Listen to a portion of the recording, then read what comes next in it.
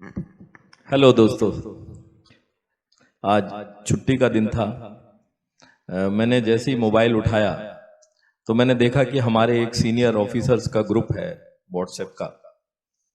उसमें एक कविता पोस्ट की गई है जो रिटायर्ड लाइफ के ऊपर है। तो मैं कुछ पंक्तियां आपके सामने पेश करना चाहूंगा कि रिटायर्ड आदमी को सब फालतू समझते हैं, वो छोटी मोटी बातों में बार बार बमकते हैं। बात करो तो अपनी ही हाँकते हैं, मैंने ये किया मैंने वो किया यही फांकते हैं।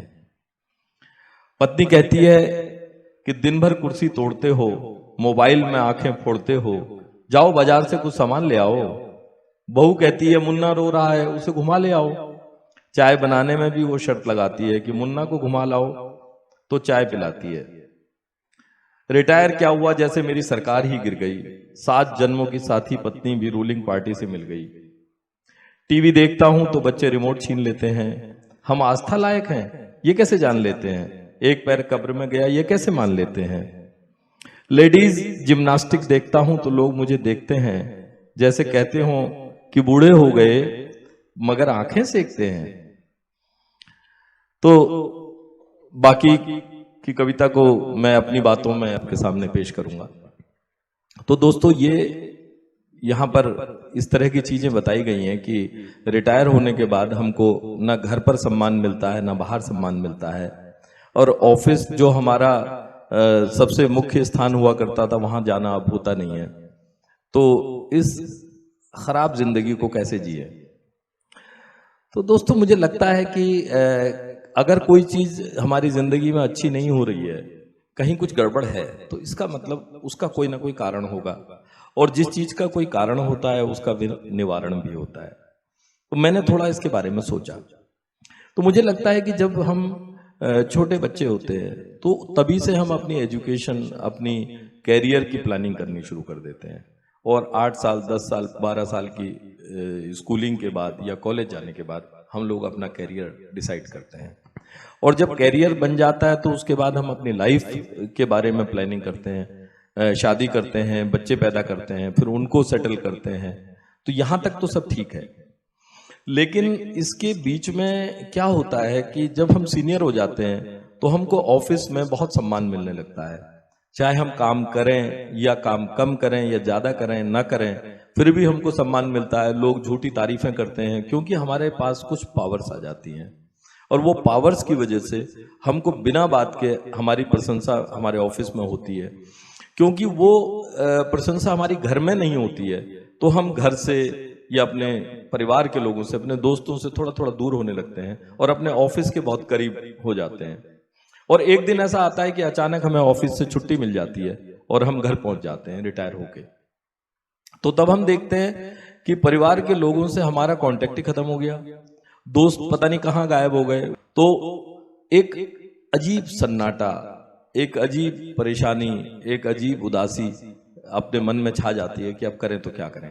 कुछ लोग जल्दबाजी में क्या करते हैं कि रिटायर होने के तुरंत बाद कोई दूसरी नौकरी पकड़ लेते हैं, लेकिन मुझे लगता है ये उसका सॉल्यूशन नहीं है। उसको थोड़ा और आगे करने से हमारी समस्या का निवारण नहीं होगा, क्योंकि फिर हम कुछ और सीनियर हो जाएंगे, कुछ और उम्र हमारी बढ़ जाएगी, उसके बाद फिर हम घर पर आएंगे। तो इसका जो मुख्य कारण है वो ये है कि हमने अपना रिटायरमेंट प्लान नहीं किया, हमने उसके बारे में नहीं सोचा।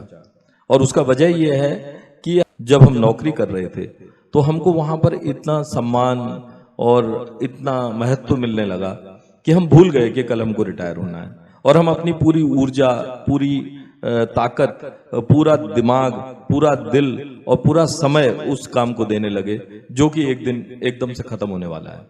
और उसका नतीजा ये होता है कि जिस दिन हम घर पहुंचते हैं तो हमें घर पर कोई पहचानता नहीं है, यानी कि हमारी उस काबिलियत का, उस अनुभव का, उस ज्ञान का, उस चिंतन का घर पर कोई लाभ नहीं मिलता।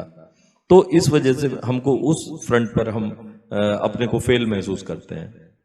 मुझे लगता है अगर हम समय से अपना रिटायरमेंट प्लान कर लें तो कोई कारण नहीं है कि हम अपनी जिंदगी की उस पादान को भी बहुत अच्छे तरीके से गुजार सकते हैं।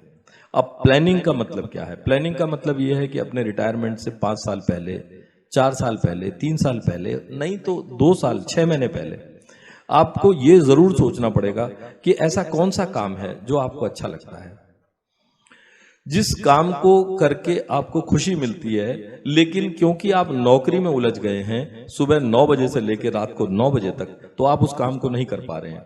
अगर उस काम में अपना मन लगाएंगे तो आपकी जिंदगी अच्छी गुजरेगी और आपको वहां पर रिकॉग्निशन भी मिलेगी, सम्मान भी मिलेगा, प्यार भी मिलेगा और घर पर भी लोगों को लगेगा कि आप कोई सकारात्मक कार्य कर रहे हैं। मेरे अभी रिटायरमेंट का काफी समय है, लेकिन मैंने YouTube चैनल 2 साल पहले अपना शुरू कर दिया था। अगर मैं इसमें लगा रहूंगा तो मैं कुछ ना कुछ करता रहूंगा। इसी तरह दोस्तों, आपके पास भी बहुत सारा ज्ञान है, अपने विषय के ऊपर आपको बहुत ज्ञान है, जिस पर आप काम कर रहे हैं वहां का आपको ज्ञान है, अनुभव है, उस पर आप पुस्तक लिख सकते हैं। उसको आप कभी किसी को जाकर बताना, अगर आप स्कूलों में लेक्चर दे सकते हैं, आप डिग्री कॉलेजेज में लेक्चर दे सकते हैं उस विषय के ऊपर जिस पर आप काम कर रहे हैं, चाहे वो कोई तकनीकी विषय हो, चाहे वो चिकित्सा से संबंधित विषय हो, कुछ नहीं हो, चाहे वो सफाई से संबंधित विषय हो, कुछ भी विषय के ऊपर लेक्चर दिया जा सकता है। किसी MBA वाले स्कूल में, कॉलेज में जाके आप दे सकते हैं। इसके अलावा यदि ये काम आप नहीं कर सकते हैं तो एक बहुत अच्छा काम है, वो है कि सामाजिक रूप से जो अक्षम लोग होते हैं, चाहे कोई अनाथ आश्रम हो, चाहे कोई अन्य किसी तरह का कोई NGO हो, जहां पर कि ऐसे लोगों को मदद की जाती है जिनको आप जैसे लोगों की मदद की जरूरत है, जिनके पास पैसा भी है, जिनके पास ज्ञान भी है, अनुभव भी है, चिंतन भी है, तो आप किसी NGO से जुड़ सकते हैं, आप किसी अनाथ आश्रम से जुड़ सकते हैं, आप किसी और संस्था से जुड़ सकते हैं जिससे समाज को आपसे लाभ मिले, आपसे कुछ मिले। और जब समाज को आप कुछ देंगे तो आपको संतोष मिलेगा, और जब आपको संतोष मिलेगा तो आपके परिवार वाले और आपके जो दोस्त हैं उनको भी लगेगा कि आप एक स्वस्थ और एक अच्छे इंसान हैं, जिसके कारण आपको रिटायर और बेकार समझने की जो विचारधारा लोगों के अंदर आ जाती है वो अपने आप गायब हो जाएगी। तो दोस्तों, मैं आपके लिए केवल एक ही बात कहना चाहता हूं कि जिस चीज में आपको इंटरेस्ट है उसमें जुड़िए, समाज से जुड़े हुए कार्यों से जुड़िए, कुछ ऐसे लोगों से जुड़िए जिनको आपकी जरूरत है, उनके लिए आप कुछ करेंगे, आप उनके लिए कुछ श्रम करेंगे, आप उनके लिए कुछ पैसा खर्च करेंगे तो आपको खुशी मिलेगी, क्योंकि आपका जो पैसा कमाया हुआ है उसका कोई लाभ आपको नहीं मिलने वाला अगर आप इसी तरह से हैरान, परेशान और उदासीन होकर घर पर बैठे रहेंगे। तो इन्हीं शब्दों के साथ मैं 4 लाइनें और आपके सामने देना चाहता हूं जो इसी विषय से प्रेरित हैं कि मौत से पहले किसी भी मौत का चर्चा न कर, मौत से पहले किसी भी मौत का चर्चा न कर, मैं तो बन जा रहा हूं मंजिल का पता पूछा न कर, मैं तो बन जा रहा हूं मंजिल का पता पूछा न कर। और शेर देखिएगा कि कल सुबह भी आईना तो देखना तो है मुझे, कल सुबह को आईना भी देखना तो है मुझे, तू मेरे ख्वाबों में तन्हा इस तरह आया न कर, तू मेरे ख्वाबों में तन्हा इस तरह आया न कर। और एक शेर देखिएगा कि मैंने तुझको पढ़ लिया है और क्या पढ़ना मुझे, मैंने तुझको पढ़ लिया है और क्या पढ़ना मुझे, रोज इतने कागजों को सामने रखा न कर, रोज इतने कागजों को सामने रखा न कर। और आखिरी शेर है काबिल गौर कि मैं भी इंसान हूं फरिश्ता मत समझ लेना मुझे, मैं भी इंसान हूं फरिश्ता मत समझ लेना मुझे, इम्तिहान मत ले मेरा या फिर मुझे रुसवा न कर, मैं भी इंसान हूं फरिश्ता मत समझ लेना मुझे, इम्तिहान मत ले मेरा या फिर मुझे रुसवा न कर, मौत से पहले किसी भी मौत का चर्चा न कर, मैं तो बन जा रहा हूं मंजिल का पता पूछा न कर। और इन्हीं शब्दों के साथ आज आपसे विदा लेता हूं, फिर अगले एपिसोड में आपसे फिर मुलाकात होगी कोई नए विषय के साथ। तब तक के लिए मुझे इजाजत दीजिए। धन्यवाद, नमस्कार, शब ख़ैर।